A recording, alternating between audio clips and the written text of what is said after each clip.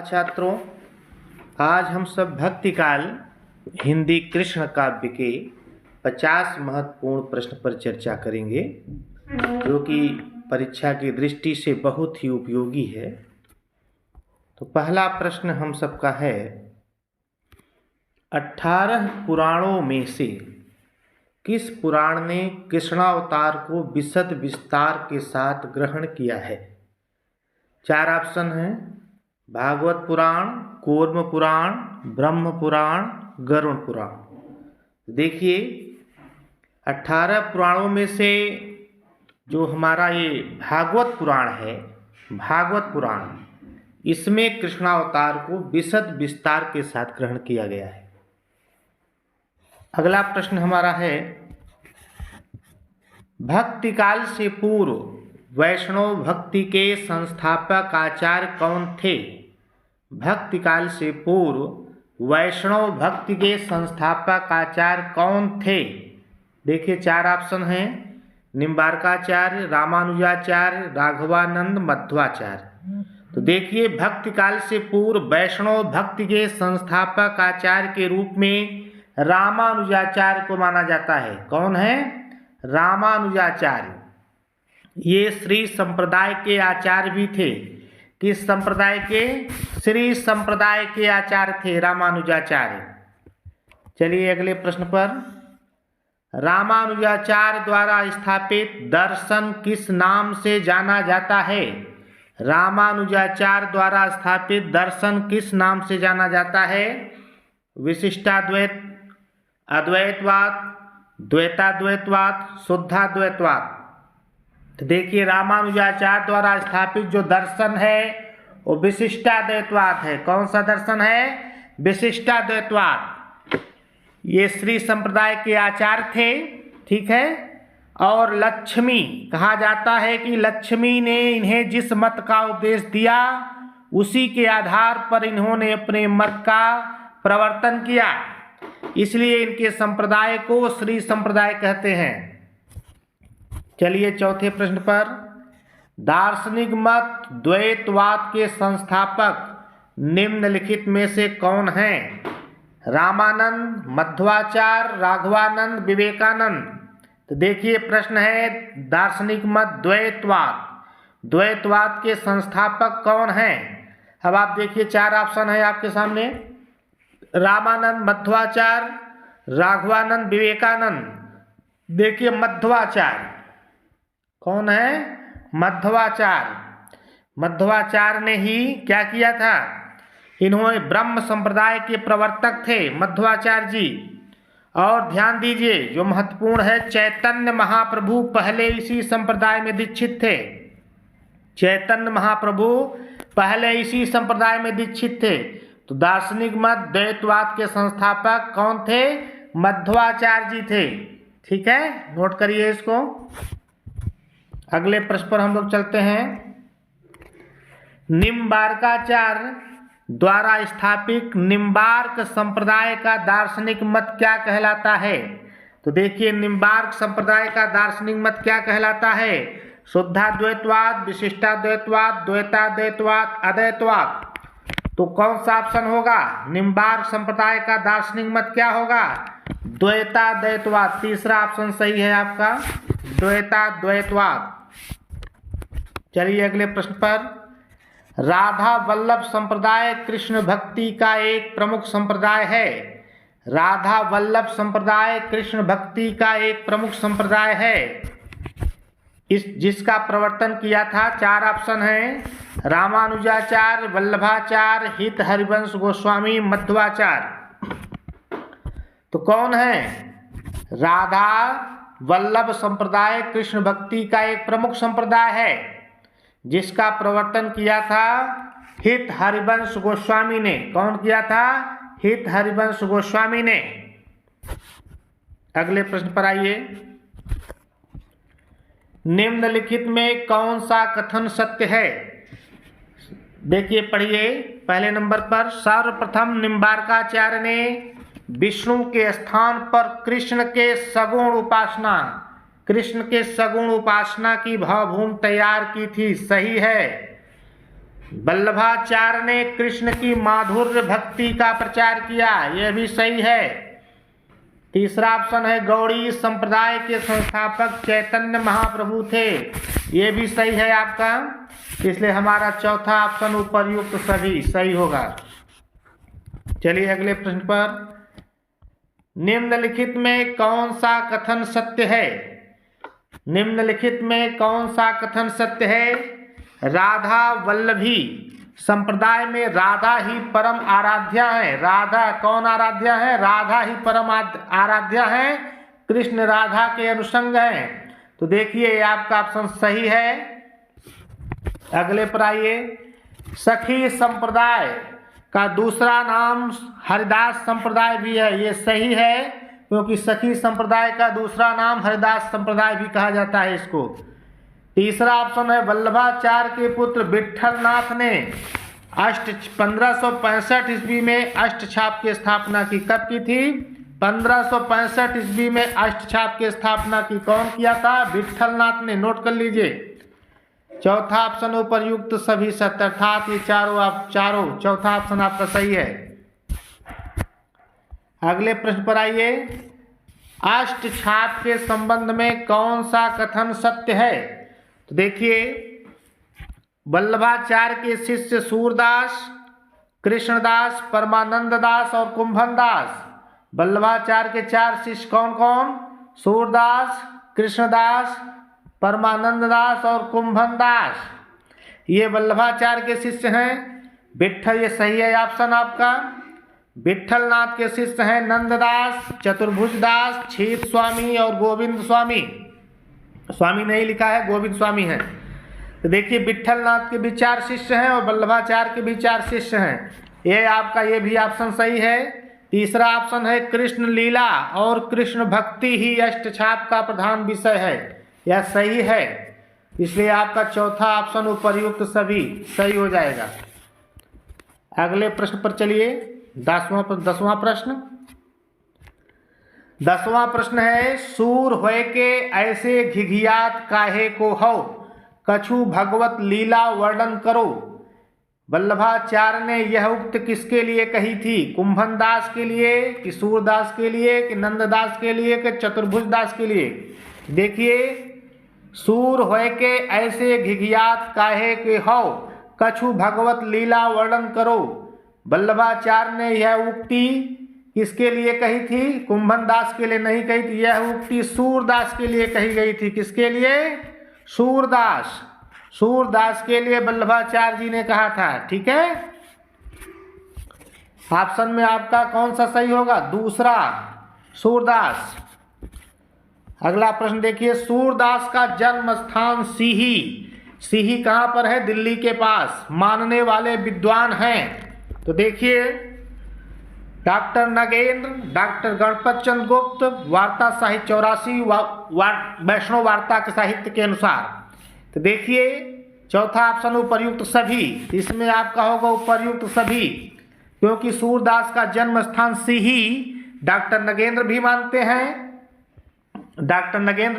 हैं, गणपत चंद्र गुप्त भी मानते हैं, और 84 वैष्णव वार्ता साहित्य के अनुसार भी सूरदास का जन्म कहाँ? सीही, दिल्ली के पास माना जाता है, इसलिए आपका चौथा ऑप्शन उपर्युक्त सभी सही होगा। अगले प्रश्न पर आइए, सूरदास के संबंध में कौन सा कथन सत्य है? तो देखिए, सूरदास के दीक्षा गुरु वल्लभाचार्य जी थे। कौन थे? वल्लभाचार्य जी थे, सही है।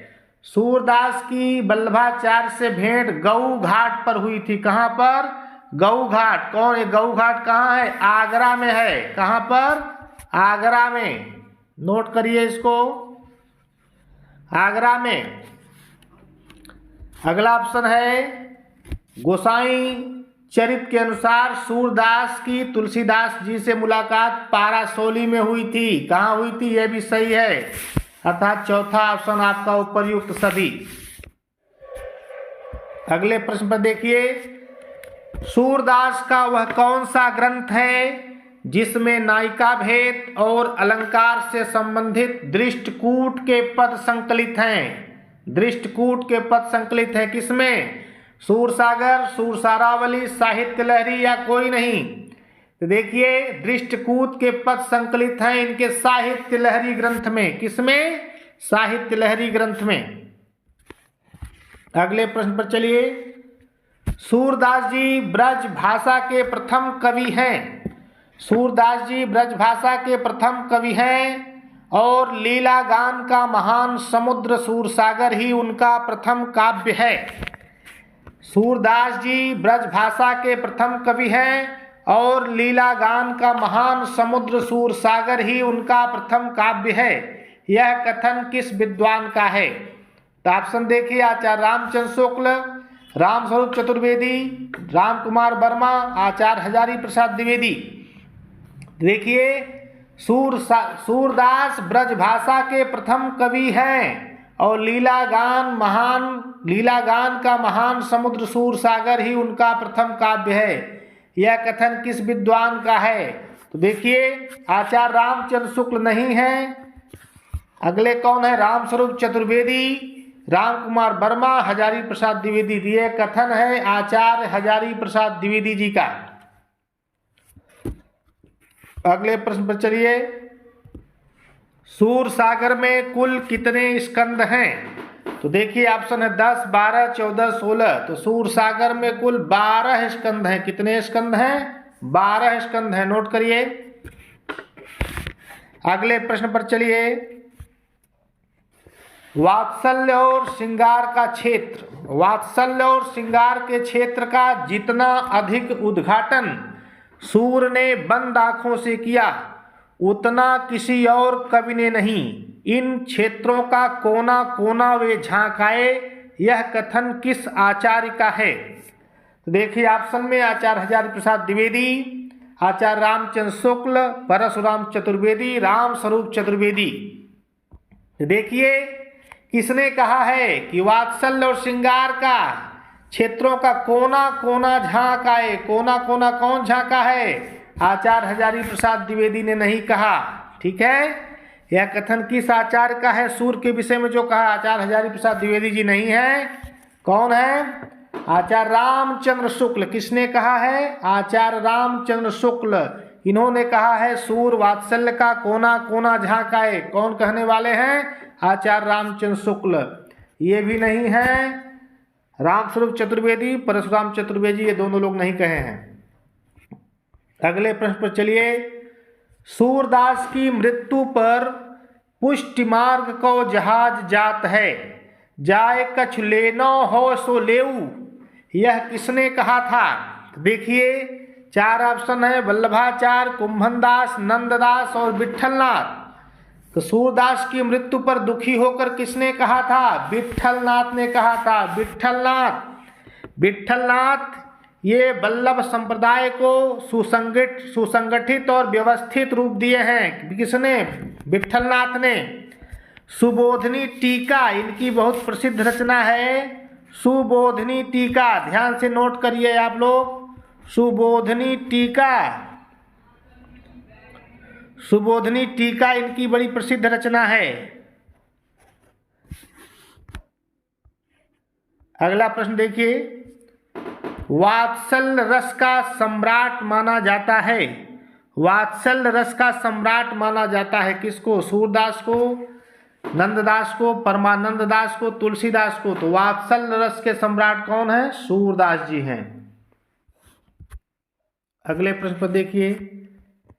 नंददास का प्रेमाख्यानक काव्य है रूप मंजरी, विरह मंजरी, रस मंजरी, रास पंचाध्यायी।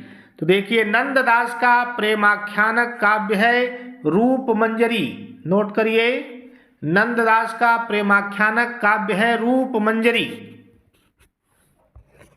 अगले प्रश्न पर आइए। और कभी गढ़िया नंददास जड़िया, और कभी गढ़िया नंददास जड़िया, यह उक्ति किसके लिए कही गई है? सूरदास, नंददास, विट्ठलनाथ, चतुर्भुजदास। यह उक्ति किसके लिए कही गई है? ये नंददास बहुत प्रसिद्ध हैं शब्दों के गढ़ने में, तो इसलिए नंददास के लिए कहा गया। और कब गढ़िया नंददास जड़िया, इनके सारे शब्द जड़े हुए हैं, इसीलिए इनको जड़िया का कवि कहा जाता है। अगले प्रश्न पर देखिए, नंददास की कौन सी रचना रोला छंद में लिखी गई है? ध्यान दीजिए, रोला छंद में कौन सी रचना लिखी गई है? नंददास की ये चारों रचनाएं हैं, प्रेम 12 खड़ी, रास पंचाध्यायी, मान मंजरी, अनेकार्थ मंजरी। तो देखिए, नंददास की जो रास पंचाध्यायी रचना है यह किस में लिखी गई है? रोला छंद में। रास पंचाध्यायी इनकी रोला छंद में लिखी गई है। अगला प्रश्न देखिए, रसखान का मूल नाम क्या था? सैयद इब्राहिम, अब्दुल सैयद, अब्दुल रहीम, सैयद खान। तो रसखान का मूल नाम क्या था? सैयद इब्राहिम। नोट करिए, कई बार परीक्षाओं में पूछा जा चुका है। रसखान का मूल नाम सैयद इब्राहिम। अगला प्रश्न है, उद्धव गोपियों से संवाद, गोपियों की विरह व्यथा का वर्णन नंददास ने अपने किस ग्रंथ में किया है? ध्यान से सुनिए, उद्धव गोपियों से संवाद, गोपियों की विरह व्यथा का वर्णन नंददास ने अपने किस ग्रंथ में किया है? भंवर गीत, सुदामा चरित, रुक्मणी मंगल, गोवर्धन लीला। तो देखिए, गोपियों से संवाद, उद्धव गोपियों का जो संवाद हुआ है और गोपियों की जो विरह व्यथा का वर्णन है, नंददास जी ने अपने भंवर गीत में, किस ग्रंथ में वर्णन किया है? भंवर गीत में। नोट करिए। अगला प्रश्न पर आइए, सूरदास की वह कौन सी रचना है जिसमें संसार को होली का रूपक, किसका? होली का रूपक, नोट करिए, होली का रूपक मानकर की गई है? कौन सी रचना है सूरदास की? सूरसागर, सुरसारावली, साहित्य लहरी या कोई नहीं? तो देखिए, सूरदास की कौन सी रचना है जो जिसमें संसार को होली का रूपक मानकर की गई है? तो इनकी बड़ी प्रसिद्ध रचना है सुरसारावली। सुरसारावली में संसार को होली का रूपक मानकर यह रचना की गई है। अगला प्रश्न देखिए, सूरदास जब अपने विषय का वर्णन शुरू करते हैं तो मानो अलंकार शास्त्र हाथ जोड़कर उनके पीछे दौड़ा करता है। उपमाओं की बाढ़ आ जाती है, रूपकों की वर्षा होने लगती है, संगीत के प्रवाह में कवि स्वयं बह जाता है। यह कथन किस विद्वान का है? 4 ऑप्शन है आपके पास, आचार्य रामचंद्र शुक्ल, आचार्य हजारी प्रसाद द्विवेदी, ब्रजेश्वर वर्मा, डॉक्टर चंद्रबली पांडे। तो देखिए, ये किस विद्वान ने कहा है? ध्यान दीजिए, आचार्य रामचंद्र शुक्ल, आचार्य हजारी प्रसाद द्विवेदी, ब्रजेश्वर वर्मा, डॉक्टर चंद्रबली पांडे। तो ये कहने वाले विद्वान हैं आचार्य हजारी प्रसाद द्विवेदी जी। आचार्य हजारी प्रसाद द्विवेदी जी ने कहा है कि रूपकों की वर्षा होने लगती है, संगीत के प्रवाह में कवि स्वयं बह जाता है। यह आचार्य हजारी प्रसाद द्विवेदी ने कहा है सूरदास के संबंध में। अगले प्रश्न पर देखिए, जुगलमान चरित्र किसकी रचना है? जुगलमान चरित्र किसकी रचना है? बहुत प्रसिद्ध रचना है, कई बार परीक्षाओं में आया है। नंददास, परमानंद दास, कृष्णदास, गोविंद स्वामी। तो जुगलमान चरित्र यह रचना है कृष्णदास की। किसकी रचना है? कृष्णदास की रचना है ये। अगला देखिए, स्वस्थ श्री तुलसी कुलभूषण दूषण शरण गोसाई। स्वास्थ्य श्री, ध्यान से देखिए, स्वास्थ्य श्री तुलसी कुलभूषण दूषण शरण गोसाई। 12 बार प्रणाम करहूं अब हरहूं शोक समुढ़ाई। तुलसीदास को यह पत्र किसने लिखा था? 4 ऑप्शन है, सूरदास, मीराबाई, परमानंद दास, रहीम। तो तुलसीदास को यह पत्र किसने लिखा था? स्वास्थ्य श्री तुलसी कुलभूषण दूषण शरण गोसाई, यह पत्र किसने लिखा था? आपके पास 4 ऑप्शन है, सूरदास, मीराबाई, परमानंद दास, रहीम। तो देखिए, ये मीराबाई ने लिखा था किसको? तुलसीदास को पत्र। इसके उत्तर में तुलसीदास इनको जवाब देते हैं, जाके प्रिय राम वैदेही सो नर तजिए कोटि बैरी सम यद्यपि परम स्नेही। देखिए अगले प्रश्न पर चलिए। वल्लभाचार्य के अनुसार जीव के प्रकार प्रवाह जीव, मर्यादा जीव, पुष्ट जीव सभी। तो देखिए वल्लभाचार्य जी ने जीव के क्या प्रकार माने हैं? सभी। प्रवाह जीव, मर्यादा जीव, पुष्ट जीव, अर्थात चौथा ऑप्शन आपका ये सभी हो जाएगा। ये जीव के प्रकार हैं, प्रवाह जीव, मर्यादा जीव, पुष्ट जीव। पुष्ट का तात्पर्य परीक्षा में कई बार पूछा जा चुका है। देखिए पुष्ट की जो आधारशिला किसने रखी थी? महाप्रभु वल्लभाचार्य। किसने रखी थी? महाप्रभु वल्लभाचार्य ने। क्योंकि महाप्रभु वल्लभाचार्य जी ने शुद्धाद्वैत, इनका दर्शन क्या है? शुद्धाद्वैत दर्शन के आधार पर रखी और इसे वल्लभ संप्रदाय भी कहा जाता है। पुष्टि मार्ग को क्या कहा जाता है? वल्लभ संप्रदाय भी कहा जाता है। ठीक है, नोट करिए इसको। पुष्टि मार्ग को वल्लभ संप्रदाय भी कहा जाता है।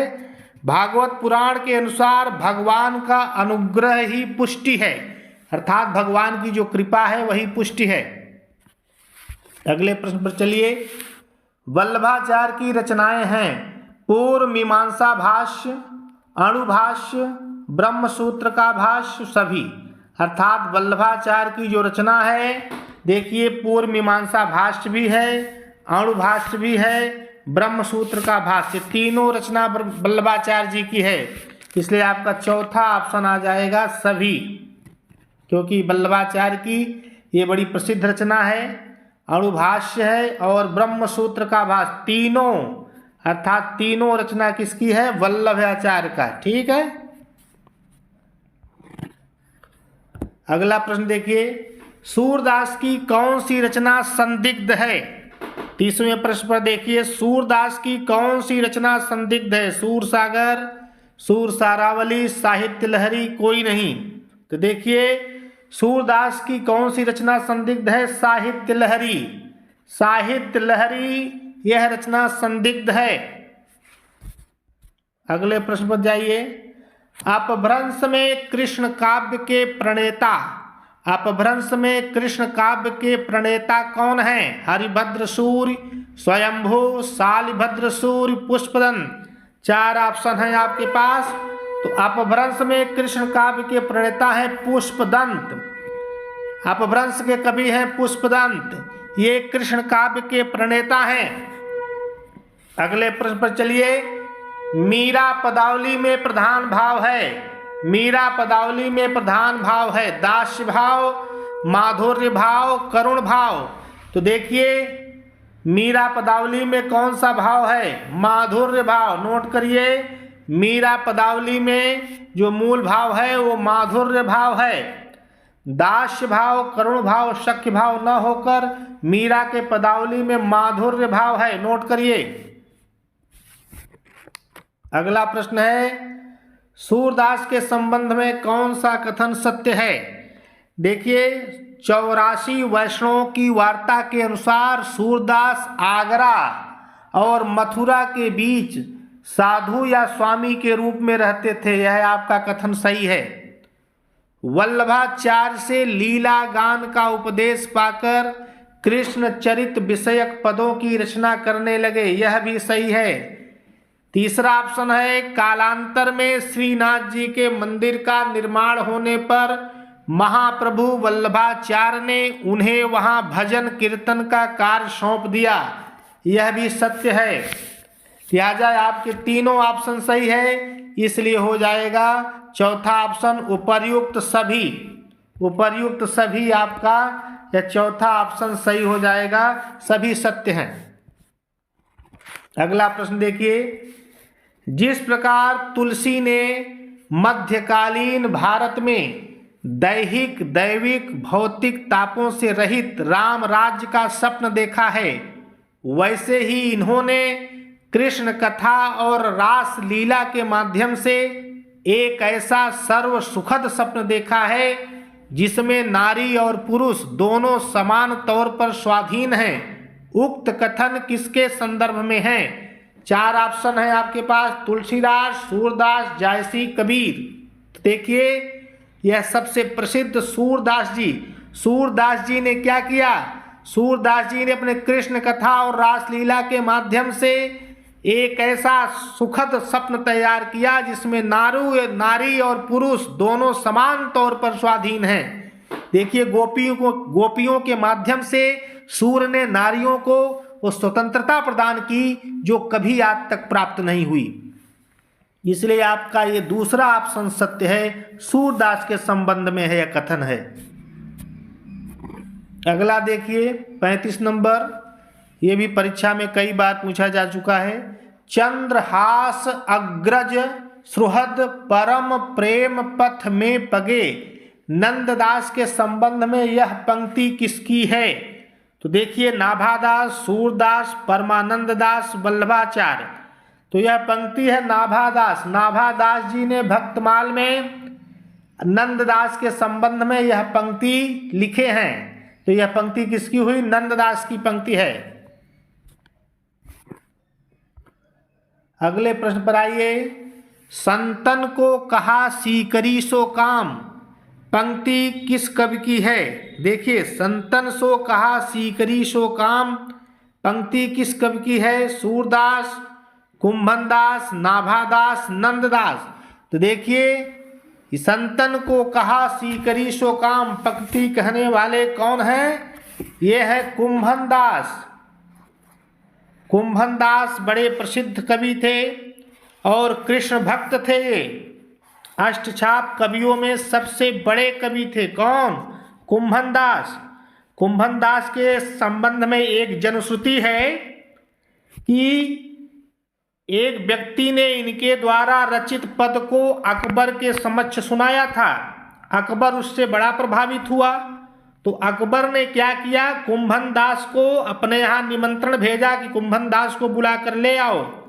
कुंभनदास विवश होकर सीकरी तो चले गए।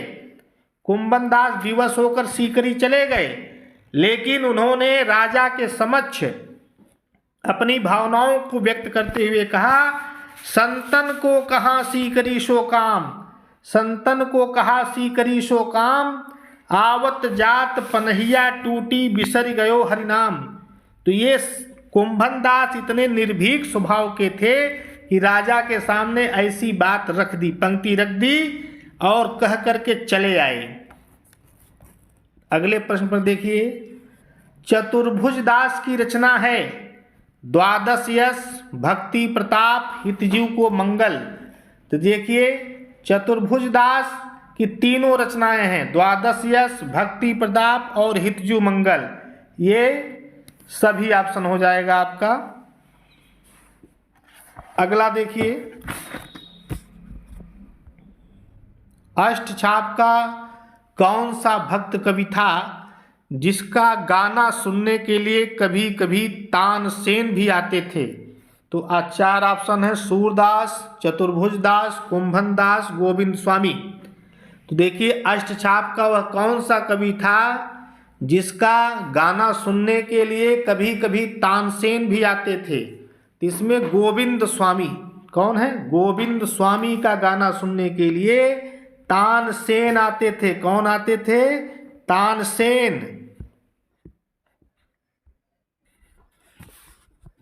अगला देखिए 39वां। मीरा के संबंध में कौन सा कथन सत्य है? वृंदावन में मीरा की भेंट जीव गोस्वामी से हुई, सत्य है। नोट करिए, कई बार परीक्षा में आया है। जीव गोस्वामी से इनकी मुलाकात कहाँ हुई थी? वृंदावन में।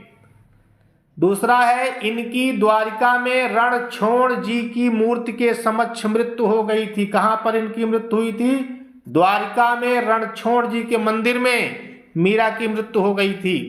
तीसरा है, मीरा राणा भोजराज की पत्नी थी, सत्य है। मीरा किसकी पत्नी थी? राणा भोजराज की। तो इसलिए ये भी सही है आपका, दूसरा ऑप्शन भी सही है, पहला ऑप्शन भी सही है। इसलिए उपर्युक्त सत्य अर्थात सभी सत्य हैं। अगला प्रश्न है, रहीम के संबंध में कौन सा कथन सत्य है? देखिए, रहीम की गणना कृष्ण भक्त कवियों में की जाती है। इनकी बरवै नायिका भेद रचना रीति काव्यकूट की है। ये अरबी, फारसी, संस्कृत आदि कई भाषाओं के जानकार थे। चौथा ऑप्शन है उपर्युक्त सभी सत्य है। तो देखिए, रहीम की गणना कृष्ण भक्त कवियों में की जाती है, यह सत्य है। रहीम की गणना कृष्ण भक्त कवियों में की जाती है, सत्य है। अगला देखिए, रहीम की जो बरवै नायिका भेद, यह रचना किस कोट की है? रीति काव्य कोट की है, यह भी सत्य है। रहीमदास अरबी, फारसी, संस्कृत आदि कई भाषाओं के जानकार थे, यह भी सत्य है। इसलिए चौथा ऑप्शन आपका हो जाएगा, उपर्युक्त सभी सत्य हैं। अगले पर आइए, 41वें नंबर पर, रहीमदास की रचनाओं में ज्योतिष से संबंधित रचना है। तो देखिए, मदनाष्टक, रास पंचाध्यायी, खेल, कौतुकम, श्रृंगार सोरठा, ये चारों रचना रहीमदास की है। ये चारों रचना रहीमदास की है। अब पूछ रहा है कि रहीमदास की रचनाओं में ज्योतिष से संबंधित कौन सा ग्रंथ है? तो देखिए, रहीमदास का जो खेल कौतुकम रचना है, ये ज्योतिष से संबंधित है। किससे संबंधित है? ज्योतिष से संबंधित है। अगले पर आइए, कृष्ण भक्ति से संबंधित विशेषताएं हैं। कृष्ण भक्ति काव्य कृष्ण की लीला पर आधारित लीला काव्य है, यह रचना सही है। क्योंकि कृष्ण भक्ति काव्य किस पर है? कृष्ण लीला पर आधारित है, लीला पर। दूसरा ऑप्शन है, कृष्ण भक्ति काव्य में राधा कृष्ण और गोप गोपियों का वर्णन लोक जीवन के सामान्य रूप में मिलता है, यह भी सत्य है। तीसरा ऑप्शन है, कृष्ण भक्ति काव्य ब्रज भाषा में रचा गया। किस में रचा गया? ब्रज भाषा, यह भी सही है। इसलिए आपका चौथा ऑप्शन सभी सत्य हैं। अगला प्रश्न पर देखिए, गौड़ीय संप्रदाय के प्रवर्तक चैतन्य महाप्रभु ने श्री कृष्ण को किस नाम से पुकारा है? ब्रजेंद्र कुमार, किशन, ग्वाल, सुदर्शन। तो देखिए, गौड़ीय संप्रदाय के प्रवर्तक कौन है? चैतन्य महाप्रभु जी हैं। इन्होंने कृष्ण जी को अर्थात श्री कृष्ण को किस नाम से पुकारा? ब्रजेंद्र कुमार। नोट करिए, बहुत महत्वपूर्ण प्रश्न है। चैतन्य महाप्रभु ने श्री कृष्ण को ब्रजेंद्र कुमार के नाम से पुकारा है। अगला प्रश्न देखिए, प्रभु हों सब पतितन को टीको। प्रभु हों सब पतितन को टीको, पंक्ति किस कवि की है? वल्लभाचार्य, सूरदास, विठलनाथ, कृष्णदास। चार ऑप्शन है आपके पास। तो देखिए, प्रभु हों सब पतितन को टीको, यह पंक्ति किसकी है? सूरदास जी की है, सूरदास जी की है। ये गऊ घाट आगरा में सूरदास जी क्या कर रहे हैं? ये पंक्ति कहाँ गा रहे थे?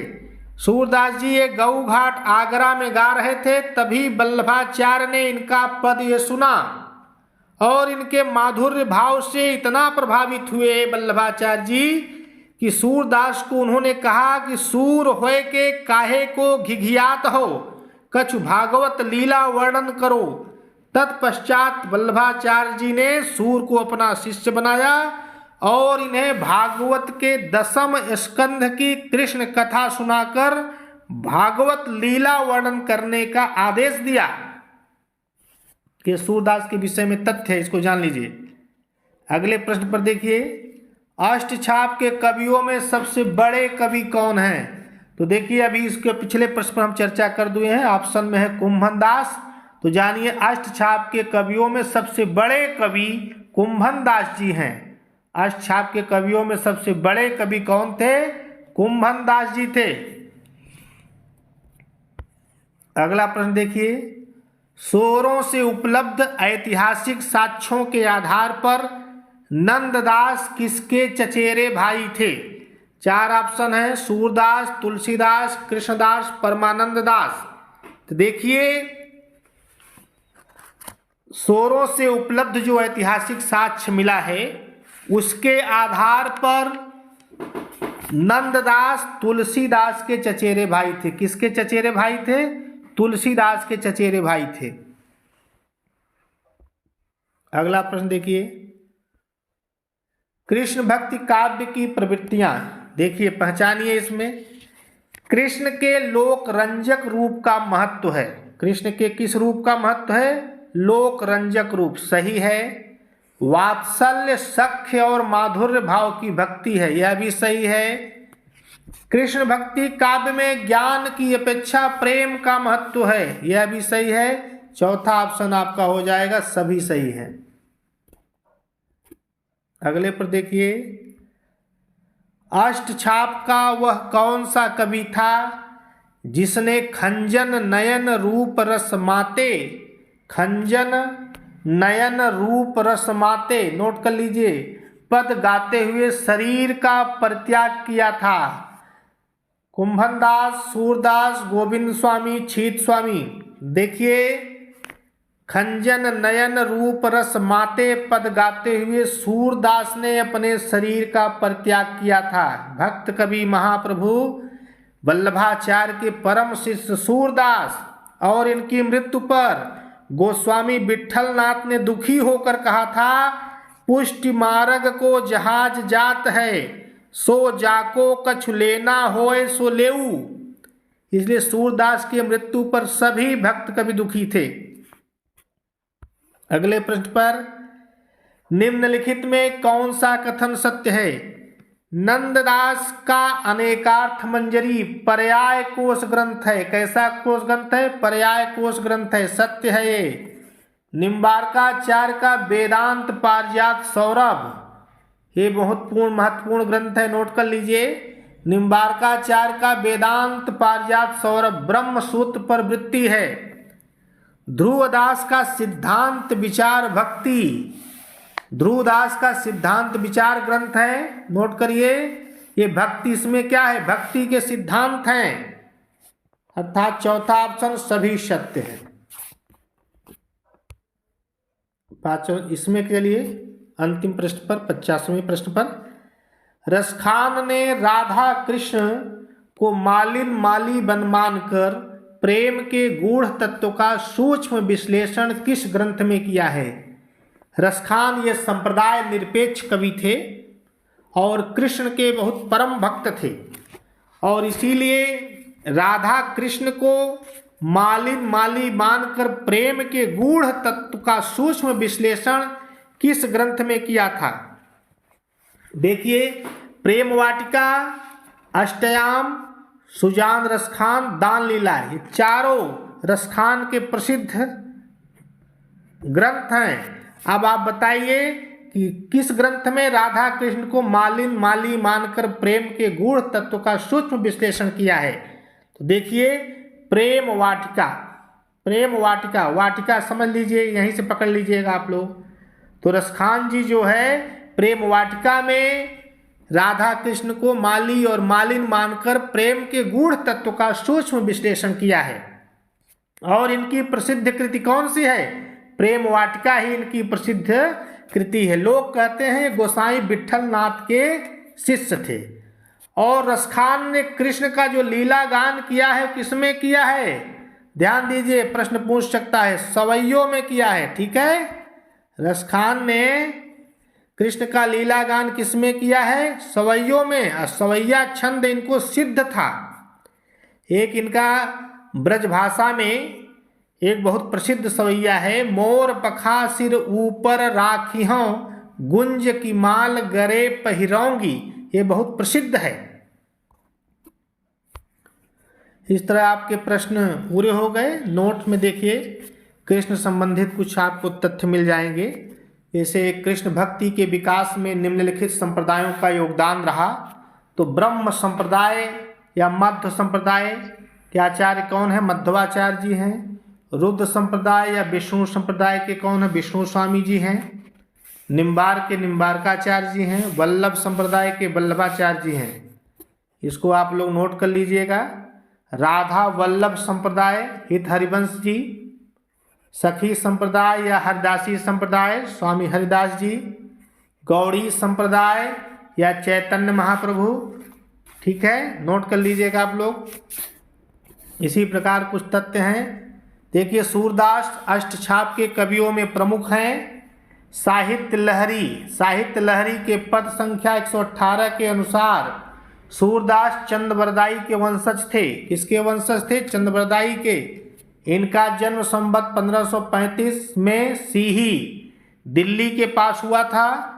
इनके पिता का नाम हरिचंद था और आचार्य रामचंद्र शुक्ल, आचार्य हजारी प्रसाद द्विवेदी और श्याम सुंदर दास इनका जन्म स्थान रूनकता या गऊ घाट मानते हैं। कहाँ? ये कहाँ पर है? आगरा में। और लेकिन डॉक्टर नगेंद्र, डॉक्टर गणपत चंद्र गुप्त और 84 वैष्णव वार्ता के अनुसार इनका जन्म स्थान कहाँ माना जाता है? सीही माना जाता है। और वल्लभाचार्य के पुत्र विट्ठलनाथ ने पुष्टिमार्गी कवियों में से 8 कवियों को चुनकर अष्टछाप की संज्ञा दी थी। किसने? विट्ठलनाथ ने। और ये कवि कौन है? कुंभन दास, सूरदास, परमानंद दास, कृष्णदास, छीत स्वामी, गोविंद स्वामी, चतुर्भुज दास और नंददास, ये 8 कवि हुए। इनको वल्लभाचार्य के पुत्र विट्ठलनाथ ने क्या किया था? अष्टछाप की संज्ञा दी थी। ध्यान दीजिए, इनमें से प्रथम 4 किसके हैं? प्रथम 4 वल्लभाचार्य जी के शिष्य हैं और शेष किसके हैं? विट्ठलनाथ के शिष्य हैं। देखिए, सूरदास की रचनाओं का संपादन राग कल्पद्रुम नाम से 1841 ईस्वी में कोलकाता से हुआ था। और सूरदास की प्रमुख रचनाओं में अभी मैंने चर्चा किया था, सूरसागर या भागवत की पद्धति पर 12 स्कंधों में कृष्ण भक्ति का सर्वश्रेष्ठ काव्य ग्रंथ है। सूरसारावली यह सूरसागर की विषय अनुक्रमणिका है। सूर का यह एक संपूर्ण ग्रंथ है, एक बृहद होली गीत के रूप में रचित है। किसमें है? बृहद होली गीत के रूप में रचित है। साहित्य लहरी, इसमें सूर के दृष्टकूट पद संकलित हैं। दृष्टकूट जो काव्य रूढ़ियों में निबद्ध होने के कारण दुरूह हैं, दुरूह माने कठिन हैं, और इसकी प्रामाणिकता भी संदिग्ध है। नोट कर लीजिए इसको। ठीक है, अगली क्लास में हम लोग अगले कवि के विषय में चर्चा करेंगे।